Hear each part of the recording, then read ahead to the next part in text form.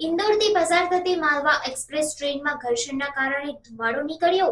મધ્યપ્રદેશના ઇન્દોર ખાતે તારીખ 25 સપ્ટેમ્બર 2024ના રોજ અંબેડકર નગરથી વૈષ્ણોદેવી જતી માલવા એક્સપ્રેસ ટ્રેનમાં એક ગંભીર ઘટના બની.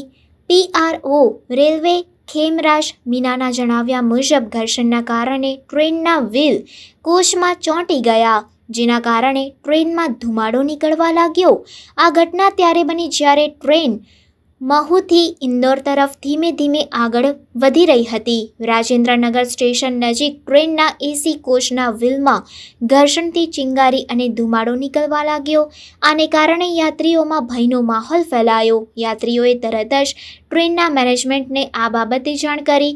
ટ્રેનને રાવ સ્ટેશન નજીક રોકવામાં આવી અને રેલવે ઇજનેરો દ્વારા ફાયર એક્સટિંગ્વિશરનો ઉપયોગ કરીને પરિસ્થિતિને કાબૂમાં લેવામાં આવી.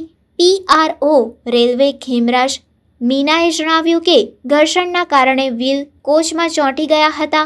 આ એક સામાન્ય પ્રક્રિયા છે, જેમાં કોઈ મોટો ખતરો ન હતો. તેને જલ્દી ઠીક કરીને ટ્રેનને ફરીથી ચલાવવામાં આવી. આ ઘટનાને કારણે ટ્રેન લગભગ 40 મિનિટ સુધી રોકાઈ હતી અને પછી ફરીથી રવાના કરવામાં આવી. આ ઘટના યાત્રીઓ માટે ખૂબ જ ડરામણી હતી, પરંતુ રેલવે કર્મચારીઓની સતર્કતાથી મોટી દુર્ઘટના ટળી.